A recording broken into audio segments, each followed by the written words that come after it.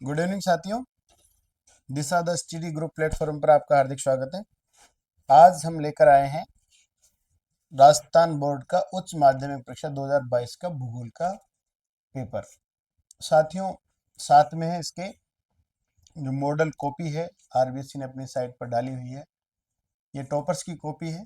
तो आज हम पेपर को देखेंगे और टॉपर्स कैसा लिखते हैं उसको भी हम देखेंगे, ताकि जो कक्षा 12 में जो विद्यार्थी पढ़ते हैं उनको लाभ मिले और ये जान सके कि टॉपर्स की कॉपी कैसी होती है, उसका आंसर लिखने का तरीका क्या है।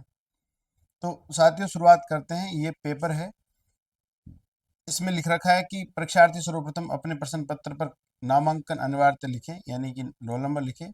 सभी प्रश्न पत्र करना अनिवार्य है और प्रत्येक प्रश्न का उत्तर दी गई उत्तर पुस्तिका में ही लिखें। जो उत्तर पुस्तिका आपको साइड में दे रखी है, इसी में इसका आंसर लिखें। पेपर पर कोई भी चीज आपको नहीं लिखनी है परीक्षा में। जिन प्रश्नों में आंतरिक खंड है उन सभी के उत्तर एक साथ ही लिखें। ठीक है साथियों। और प्रश्न पत्र के हिंदी और अंग्रेजी रूपांतरण में यदि कोई त्रुटि या विरोधाभास है तो हिंदी भाषा के प्रश्न को सही माने। प्रश्न का उत्तर लिखने से पूर्व प्रश्न का क्रमांक अवश्य लिखें। ठीक है साथियों, इन बातों का आपको ध्यान रखना है। और अब शुरुआत करते हैं हम। पहला जो बहुविकल्पीय है, मल्टीपल चॉइस जो क्वेश्चन है, एमसीक्यू। नंबर 1 पे है, ग्रामीण बस्तियों में वृत्ताकार प्रतिरूप पाया जाता है। ठीक है साथियों, तो यहाँ पे ये कॉपी है और इन्होंने जो जितने भी अपने बहुविकल्पीय प्रश्न थे एवैसेदे वाले, उनको एक ही साथ में इन्होंने लिखा है। तो इसमें आपको प्रश्न उतारने की जरूरत नहीं है बिल्कुल भी। आपको आंसर यहाँ पे आप देख रहे हैं, यहाँ पे प्रश्न नंबर 1 लिख रखा है और उसका आंसर लिख रखा है। ठीक है। तो साथियों, इसमें पहला जो क्वेश्चन है, ग्रामीण बस्तियों का बस्तियों में वृत्ताकार प्रतिरूप पाया जाता है। तो साथियों, जैसा कि आप जानते हैं कि जो मानव बस्तियां जो आपका लेसन है भूगोल और लोग अर्थव्यवस्था में से, तो उसमें से ये चैप्टर में जो ये प्रश्न है कि वृत्ताकार प्रतिरूप पाया जाता है। तो साथियों, तालाब और झीलों के चारों ओर ये पाया जाता है। रेखीय जो प्रतिरूप है वो सड़क और रेल मार्ग के है। चौक जो प्रतिरूप है, जहाँ पर दो रोड क्रॉस होती है, वहां पाया जाता है। तो इसमें सही आंसर होगा से झीलों में तालाब के चारों ओर। दूसरा जो प्रश्न है वह है कि मेगा नगर की जनसंख्या कितनी होती है। तो साथियों, इसमें सही आंसर है 50 लाख से अधिक जनसंख्या मेगा नगर की होती है, जिसको मेगा सिटी कहते हैं। नवनिश्चयवाद संकल्पना किसने प्रतिपादित की थी। तो साथियों, जैसा कि आपको पता है कि 3 प्रकार की विचारधारा थी जो आपका लेसन 1 था मानव भूगोल का।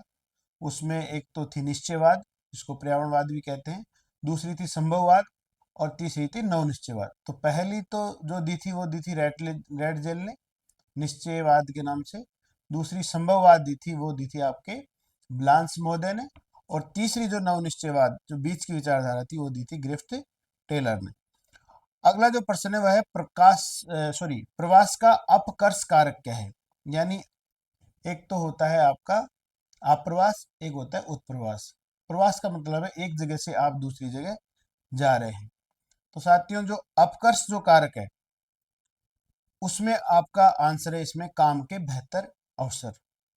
ठीक है साथियों, मतलब जहां आपको काम के बेहतर अवसर होंगे वहां पर आप जाना पसंद करेंगे। ठीक है।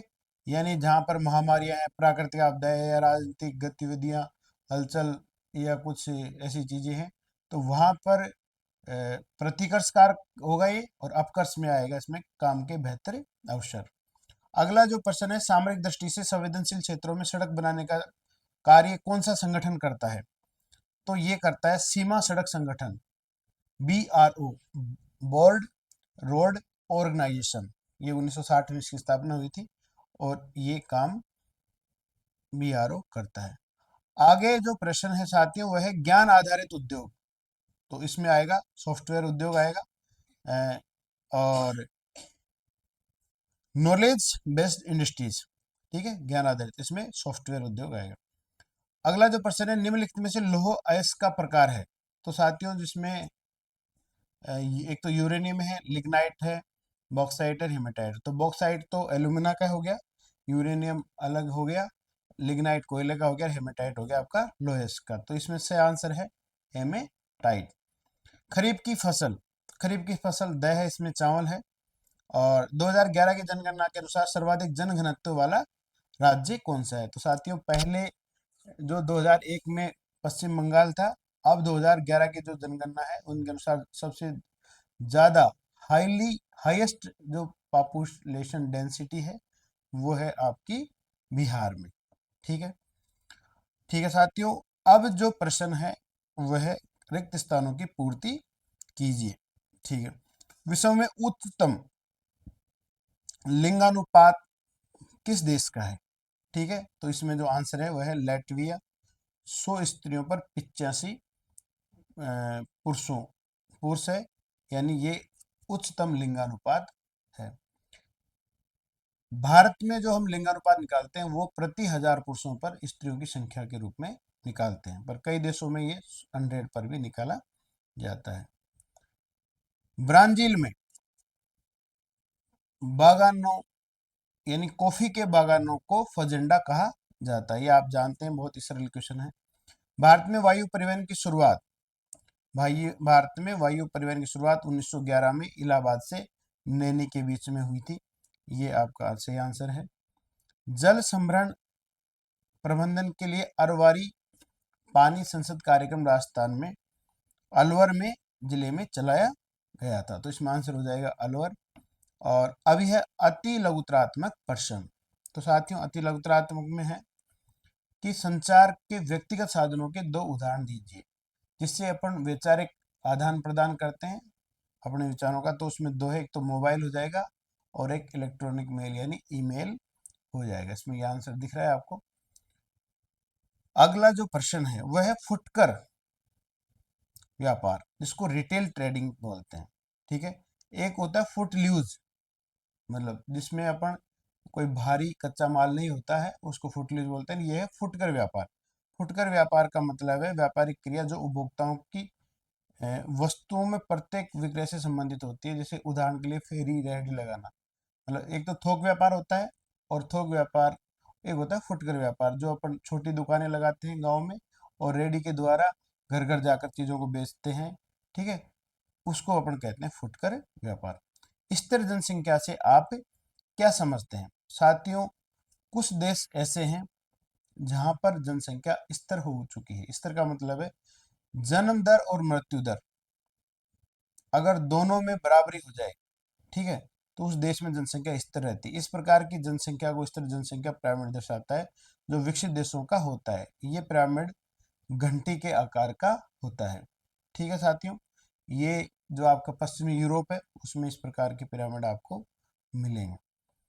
आप लंबी दूरी तक तरल गैसीय पदार्थों के परिवहन के लिए किस प्रणाली का सुझाव देंगे? तो ये इसमें है पाइपलाइन प्रणाली, जिसमें आपको खनिज तेल, दुग्ध और जल आप कर सकते हैं, इसमें परिवहन आप कर सकते हैं। अब खंड है ब और इसमें है लघुतरात्मक प्रश्न। पहला ही जो प्रश्न है उसमें है कि ऊर्जा के समाप्य स्रोतों को बचाने के लिए किन नवीनीकरण योग्य ऊर्जा स्रोतों का सुझाव देंगे? किन्हीं दो ऊर्जा स्रोतों के नाम लिखिए। तो इसमें यह है कि जो समाप्य स्रोत का मतलब खनिज तेल हो गया, कोयला हो गया, ये जो समाप्य स्रोत हैं इनको बचाने के लिए नवीन क्या करना चाहिए? तो इसमें जो आंसर लिखा हुआ है, ठीक है साथियों, इसमें ये आंसर कहीं और जगह लिख रखा है इसमें। ठीक है, ये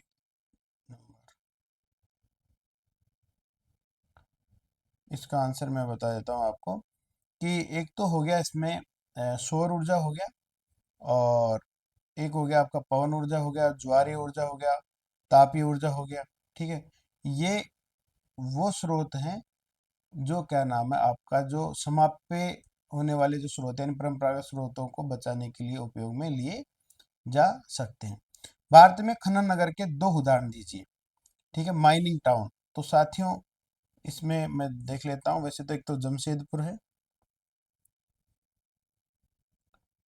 इसमें क्या है कि जो जो विद्यार्थी हैं जिनकी ये कॉपी है, जिनको जिस प्रकार से आंसर आ रहे थे उसी प्रकार से इन्होंने आंसर दे दी। अपन एक काम करते हैं कि पहले जो प्रश्न 9 है, ठीक है, उस हिसाब से अपन इसको ढूंढ लेते हैं। तो पहले नो है, तो इसमें लिख रखा है पर्यावरण निश्चयवाद से आप क्या समझते हैं, क्योंकि इससे अपना टाइम थोड़ा सा ज्यादा खर्च होगा।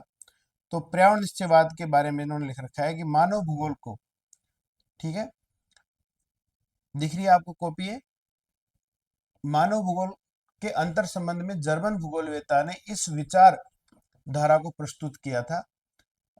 आदिम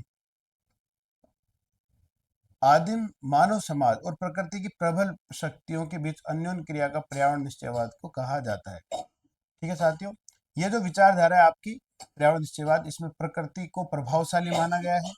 ठीक है, और चर्चिल सैंपल थी, उन्होंने तो यहाँ तक कहा गया है कि जो मानव है वो प्रकृति के धूल के कण के समान भी नहीं है। यानी प्रकृति की जो प्रचंडता है, प्रबल शक्ति है, उसको इन्होंने प्रभावशाली तरीके से दिखाया है। ये आंसर आप देखिए कि मानव समाजों के लिए माता का रूप धारण करती है प्रकृति, निश्चय में निष्क्रिय शक्तियों के रूप में शक्ति के रूप में समझा जाता है। जर्मनी भूगोलवेता ग्रिफ टेलर ने, ये यहाँ पर थोड़ा सा गलत लिख रखा है, जर्मन के नहीं है भूगोलवेता, ग्रिफिथ टेलर ने इस विचारधारा के बारे में बताया कि न तो प्रकृति पर विजय प्राप्त करने की जरूरत है और ना ही प्रकृति पर दासता स्वीकार करने की जरूरत है। ठीक है साथियों, तो ये जो लाइन है, ये जो प्रश्न है, इसमें जो नीचे वाली जो लाइन है ये ठीक नहीं है। इसके जो पर्यावरण निश्चयवाद के जो प्रबल प्रवक्ता वो थे रेटजेल। ये है पर्यावरण निश्चयवाद। इसमें थोड़ा सा नीचे की जो 3 लाइन है उसमें नव निश्चयवाद के बारे में इन्होंने लिख दिया है। आगे चलते हैं, पर्यटन को प्रभावित करने वाले 2 कारक। तो पर्यटन को प्रभावित करने वाले 2 कारक है, एक तो पर्यटन की मांग और एक है परिवहन। ठीक है, ये 2 कारण पर्यटक को प्रभावित करते हैं। ग्रामीण बस्तियों की कोई 2 समस्या, तो प्रश्न नंबर 11 में देख लेते हैं हम।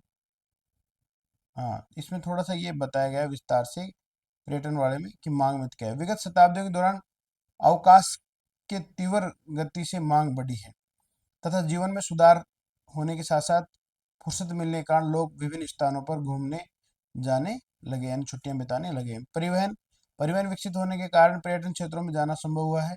लोग अपने परिवार के सदस्यों के साथ कार में बैठकर घूमने जाते हैं, लेकिन अब लोगों में वायु परिवहन का उपयोग भी चालू कर दिया गया है।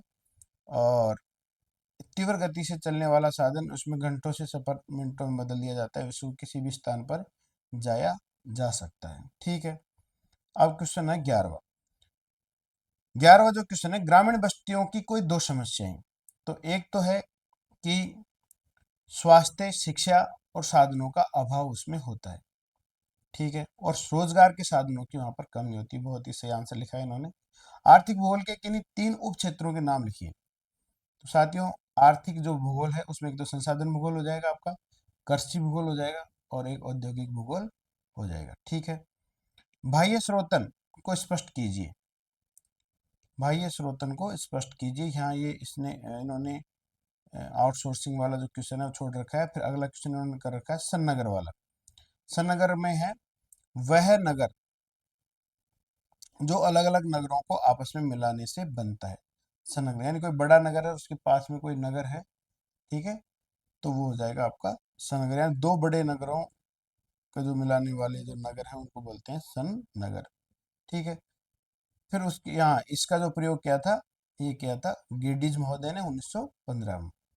सीमांत श्रमिक और मुख्य श्रमिक में अंतर स्पष्ट कीजिए। वह श्रमिक जो एक वर्ष में 183 से कम दिन काम करता है उसको सीमांत श्रमिक कहते हैं। विश्व में सीमांत और मुख्य श्रमिकों प्रतिशत में 39.8% है। मुख्य जो श्रमिक है वो 183 दिन से अधिक काम करता है। ठीक है, इनका आयु वर्ग लिख रखा है 15 से 59 तक, और ये ज़्यादा प्रभावशाली यानी होते हैं। ठीक है, उसके बाद में जो क्वेश्चन है वह है कि 8वां जो क्वेश्चन है कि ग्रामीण बस्तियां के किन्हीं 2 प्रकारों का उल्लेख कीजिए। एक तो होती है सहती बस्ती यानी कि प्रकीर्णीय। सहती यानी पास पास बसी हुई और प्रकीर्णीय यानी फैली हुई बस्तियां। ठीक है, वही है। उसके बाद में प्रश्न नंबर 6, प्रश्न नंबर 6 में क्या था, प्रवास के कोई दो आर्थिक परिणाम लिखिए। तो परिणाम ये है प्रवास के कि उद्गम स्थान जहाँ से लोग जाते हैं वहाँ की अर्थव्यवस्था पर प्रभाव पड़ता है, मुख्यतः कृषि में सुधार। रोजगार और शिक्षा के लिए महिलाओं का प्रवास से महिलाओं की सामाजिक व आर्थिक स्तर पर महिलाओं का स्तर बढ़ता है। ठीक है, बिल्कुल सही बात है आपकी। प्रवास में जहाँ से लोग प्रवास करते हैं तो जहाँ पर वो जाते हैं वहाँ की अर्थव्यवस्था पर प्रभाव पड़ता है। ठीक है, रोजगार और शिक्षा के लिए महिलाओं पर, महिलाएं जाती हैं तो गांव में जो महिलाएं होती है या किसी भी स्थान पे होती है, ठीक है, और वहां से यदि कोई नए स्थान पर जाती है महिलाएं तो उनके सामाजिक स्तर पर और आर्थिक स्तर पर भी प्रभाव पड़ता है। ठीक है, आगे जो क्वेश्चन है वह है प्रश्न नंबर 16। और प्रश्न नंबर 16 ये है कि वर्षा जल संग्रहण के कोई 3 लाभ बताइए। तो एक लाभ तो यह है कि एकत्रित वर्षा जल संग्रहण से एकत्रित जो जल प्रति व्यक्ति जल की उपलब्धता को बढ़ाया जा सकता है। बिल्कुल सही बात है। निरंतर नीचे गिरते हुए भूमिगत जल स्तर को कम किया जा सकता है। सड़कों पर व्यर्थ बह जाने वाले जल को रोका जा सकता है। वर्षा के जल का उपयोग ग्रीष्म ऋतु और शुष्क घरेलू उपयोग में लिया जा सकता है। बिल्कुल सही है। अब 17वां जो प्रश्न है वो देखिए आप इसमें कि कच्चे माल पर आधारित किन्हीं 3 उद्योगों का वर्णन आपको यहाँ करना है, या फिर दूसरा क्वेश्चन है कि विनिर्माण किसे कहते हैं। ठीक है, आकार पर आधारित किन्हीं 2 उद्योगों की व्याख्या कीजिए। तो साथियों जो 17 नंबर का जो क्वेश्चन है, कच्चे माल पर आधारित किन्हीं 3 उद्योग। तो कच्चा माल हो गया जैसे आपका कृषि पर आधारित हो गया, ठीक है, और आपके पशु आधारित हो गया कच्चा माल, ठीक है, और एक हो गया साथियों आपके वन आधारित हो गया। ठीक है, इनका आप अलग अलग प्रकार से वर्णन कर सकते हैं, परंतु जो ये स्टूडेंट है इन्होंने विनिर्माण पे किया है। विनिर्माण का आशय वस्तु का उत्पादन करना, हस्तशिल्प कार्य से लेकर इस्पात का गढ़ना, बर्तन बनाना, प्लास्टिक के खिलौने, कंप्यूटर, अति सूक्ष्म घटकों का जोड़ना सभी विनिर्माण में आते हैं। आकार के आधार पर कुटीर उद्योग और लघु उद्योग, और कुटीर उद्योग ये निर्माण की सबसे छोटी इकाई है। इसमें स्थानीय कच्चा माल उपयोग में लिया जाता है और घर परिवार के सदस्य इसमें काम करते हैं। लघु उद्योगों में ये थोड़ा सा इसका जो उत्पादन है, उत्पादन और निर्माण स्थल दोनों कुटीर उद्योग से भिन्न होते हैं। इसमें मशीनों का का काम में लिया जाता है और इसमें जो श्रमिकों की संख्या है वो भी अधिक होती है और कुछ थोड़ा सा तकनीकों का भी प्रयोग किया जाता है। ठीक है साथियों, अब प्रश्न नंबर 19 यह है दयखंड, जिसमें निबंधात्मक क्वेश्चन है।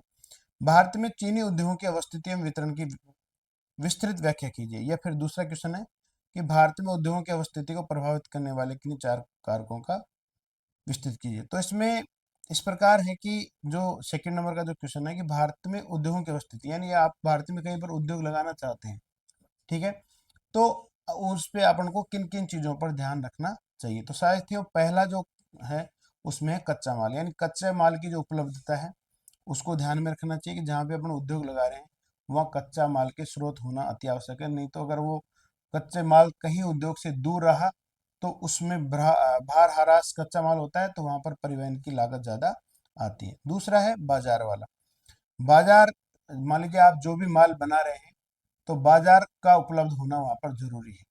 बाजार अगर पास में है, बाजार तक आसानी से पहुंच है, तो वो समय से जो भी आप उत्पादन कर रहे हैं वो अति शीघ्र वहां पर पहुंचाया जा सकता है। जैसे मान लीजिए कुछ ऐसा है जो माल शीघ्रता से खराब हो सकता है, या तो परिस्थितक वहां पर भंडारण उपलब्ध हो, ठीक है, या फिर वो क्या नाम है, जैसे डेयरी उद्योग है, खाद्य है उद्योग है, उनको बाजारों के निकट ही स्थापित किया जाता है। तीसरा है परिवहन सुविधा, आप जहाँ भी उद्योग लगा रहे हैं उसकी कनेक्टिविटी बहुत अच्छी होनी चाहिए। ठीक है, तो कच्चे माल में, तैयार माल में, और कोई श्रमिक जो वहाँ पर कामगार आ रहे हैं उनको आने जाने में कोई असुविधा नहीं हो, यानी प्रमुख रेल मार्गों पे या राजमार्गों या राष्ट्रीय राजमार्गों पर उसकी अवस्थिति होनी चाहिए। शक्ति के साधन, यानी आपके जो उद्योग लगा रहे हैं वहाँ पर ऊर्जा के क्या स्रोत है, कोयला है पास में, पेट्रोलियम है, या बिजली है, जल विद्युत है, या क्या है, तो वहां पर एक कोई साधन वहां पर होना जरूरी है, यानी शक्ति के साधनों का भी विशेष ध्यान रखना जरूरी है। क्योंकि जो भारी उद्योग है जैसे लोहा है, एल्यूमिनियम, तो वहां पर कोयला या पेट्रोलियम खनिज तेल का होना अति आवश्यक है। ठीक है। अब जो क्वेश्चन है, क्वेश्चन नंबर 20 है, गहन निर्वाह कृषि और विस्तृत वाणिज्यिक अनाज कृषि की तुलनात्मक विवेचना कीजिए। एक तो ये है। ठीक है साथियों। और दूसरा जो क्वेश्चन है, रोपण कृषि से आप क्या समझते हैं और रोपण कृषि की विशेषता। परंतु इन्होंने पहले जो क्वेश्चन पीछे छूट गए हैं, तो उसमें एक तो बाह्य स्रोतन का कर रखा है, तो इसमें देख लेते हैं अपन कि क्वेश्चन नंबर है ये 13, बाह्य स्रोतन को स्पष्ट कीजिए। तो बाह्य स्रोतन का अर्थ होता है ठेगा देना। ठेगा का बाह्य स्रोतन दिया जाता है जिसमें किया जाने वाला कार्य समुद्र पार के स्थानों पर स्थानांतरित कर दिया जाता है। ठीक है। और इसे अवतरण कहते हैं, और अवतरण के कार्य समुद्र पार के स्थानों पर किया जाता है। खनन नगर में एक तो भिलाई आ गया, सुंदरगढ़, और एक रानीगंज। ठीक है। खनन नगर, वो जो मैं आपको जमशेदपुर बता रहा था वो औद्योगिक नगर है। ये है खनन नगर, जहाँ पर खनिज निकाले जाते हैं। भिलाई है, सुंदरगढ़ है, और रानीगंज है। ठीक है।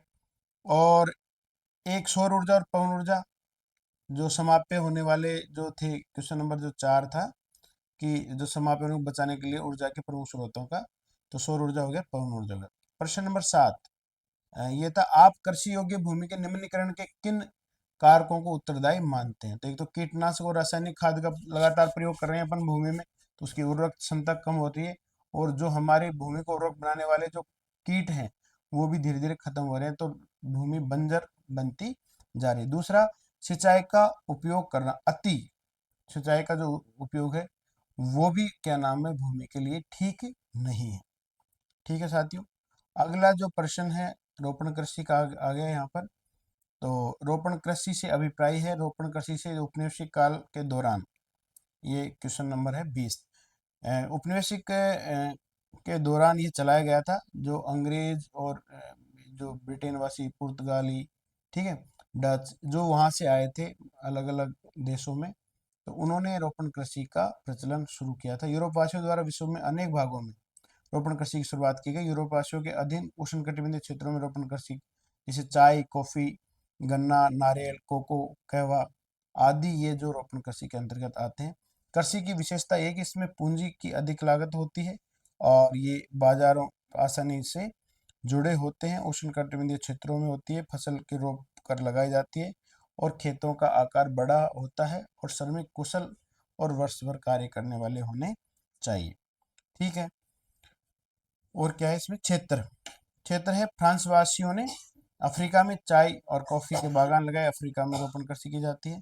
और ब्रिटिश वासियों ने श्रीलंका और भारत में, और मलेशिया में रबड़, पश्चिमी द्वीप समूह में गन्ना, और फिलीपींस में नारियल, और ब्राजील में कॉफी के बागान लगाए। बहुत ही अच्छा आंसर इन्होंने दे रखा है। लास्ट जो क्वेश्चन है, बड़ा क्वेश्चन, उसमें ये है प्रश्न नंबर 18। इसमें यह दे रखा है कि जनसंख्या वितरण को प्रभावित करने वाले कारक। ठीक है साथियों, कि जनसंख्या का जो फैलाव है वो कहीं पे तो ज्यादा है और कहीं पे कम है, तो उसको प्रभावित करने वाले कारक है। तो साथियों, कुछ तो हमारे भौतिक कारक हैं, कुछ आर्थिक कारक हैं, कुछ सांस्कृतिक कारक हैं। ठीक है। हालांकि इन्होंने जो आंसर लिख रखा है, इसमें पहला ही जो टॉपिक लिख रखा है वो औद्योगिकरण लिख रखा है, कि जहाँ पर लोगों को रोजगार मिलेगा वहां पर लोग रहना ज्यादा पसंद करेंगे। ठीक है। जैसे राजस्थान के, सॉरी, जापान के कोबे, ओसाका प्रदेश का इन्होंने उदाहरण दे रखा है। ठीक है। नगरीकरण को लेकर है, कि नगरीकरण का मतलब है जहाँ एक ही जगह पर सारी जो बेसिक आधारभूत सुविधाएं हैं, स्वास्थ्य हो गया, शिक्षा हो गया, परिवहन हो गया, ठीक है, ये उच्च जीवन स्तर, ये सभी एक ही जगह मिल जाता है, तो वहां पर लोगों को सुविधाएं आसानी से उपलब्ध होती है, तो लोग इसलिए भी वहां पर ज्यादा रहना पसंद करते हैं। ठीक है। रोजगार को लेकर पुरुष प्रवास अधिक करते हैं, और जो भारत में जो सबसे अधिक महिला प्रवास है वो विवाह के दौरान होता है। ठीक है। उसके बाद में खनिज, जो खनिज जहाँ पर उपलब्ध होते हैं वहाँ पर उद्योग स्थापित होते हैं, और उद्योग अगर स्थापित होते हैं तो वहाँ पर लोगों को रोजगार आसानी से मिल जाते हैं। ठीक है। तो अफ्रीका का कटंगा, जामिया तांबा क्षेत्र अधिक बसा हुआ है, क्योंकि वहाँ पर खनिज पाया जाते हैं। साथियों, इन्होंने तो 3 ही कारक लिखे हैं, और भी कई कारक है, जैसे कि वहाँ पर जल की प्राप्ति हो गई, जल भौतिक उसमें, भूमि होगी, मृदा हो गया, ठीक है, आर्थिक और एक सामाजिक और एक सांस्कृतिक कारक भी हो गया। अब साथियों, जो है मानचित्र को लेकर है प्रश्न कि भारत में दिए गए जो मानचित्र उसमें तांबा के क्षेत्रों को दर्शाना है। तो राजस्थान में एक तो खेतड़ी है और एक उदयपुर है, भीलवाड़ा है और सिंहभूमि है। ठीक है, तो इन्होंने सिंहभूमि को दर्शाया है। खेज खेजड़ी है, ओ सॉरी खेतड़ी है, झुंझुनू में है, भीलवाड़ा है और उदयपुर है। ठीक है, उसके बाद में जो विश्व का मानचित्र है उसमें इन्होंने एक तो न्यूजीलैंड, ये दिख रहा है आपको न्यूजीलैंड ऑस्ट्रेलिया के नीचे, ये न्यूजीलैंड है। उत्तरी पश्चिमी यूरोप, यहाँ पे दिख रहा है आपको उत्तरी पश्चिमी यूरोप, ये वाला जो क्षेत्र है वो उत्तरी पश्चिमी यूरोप है और ये वाला जो क्षेत्र है वो न्यूजीलैंड है। ठीक है साथियों, और फिर है कनाडा। तो कनाडा में ये देखिए आप, अमेरिका के ऊपर कनाडा, और दक्षिणी पूर्वी ऑस्ट्रेलिया। तो साथियों ये आपका हो गया दक्षिणी पूर्वी ऑस्ट्रेलिया। इस प्रकार का ये पेपर था जो लगभग इसमें जो टोटल जो क्वेश्चन थे साथियों वो 22 क्वेश्चन थे। तो इसका दिखाने का कारण ये है, आपने एक टॉपर्स की कॉपी देखी है, कई लोगों की राइटिंग इतनी अच्छी नहीं होती है, कई बार वो निराशा में रहते हैं कि शायद मैं पढ़ने में अच्छा हूँ पर मेरी राइटिंग इतनी अच्छी नहीं है, तो हो सकता है कि मैं टॉपर, पर आप देख रहे हैं इस कॉपी में ऐसा कुछ भी नहीं है। दूसरी बात, इसमें कुछ गलतियाँ भी है, अगर ये कॉपी ढंग से चेक होती तो शायद इसमें 56 तो नंबर नहीं आते। ठीक है, परंतु फिर भी क्या नाम है, काफी अच्छा आंसर लिखा है। 12वीं के जो विद्यार्थी हैं उनसे इस प्रकार की आशा अपन कर सकते हैं। तो इससे आपको थोड़ा सा एक तो पैटर्न का पता चलेगा, आंसर कैसे लिखते हैं उसका पता चलेगा, और आपका एक बोर्ड के एग्जाम को लेकर जो विद्यार्थियों में डर बना हुआ है वो भी दूर होगा। साथियों, Disha the study group YouTube channel पर 12वीं कक्षा के बोर्ड के जो पेपर हैं अलग अलग विषयों के, भूगोल के तो होंगे, साथ में पॉलिटिकल और हिस्ट्री के भी पेपर अपलोड किए जाएंगे। तो आप यदि बोर्ड में 2025 में अच्छे अंक प्राप्त करना चाहते हैं तो हम कुछ मॉडल पेपर भी उसमें डालेंगे। आप निरंतर बने रहें और इसको देखें। धन्यवाद, नमस्कार, शुभ रात्रि।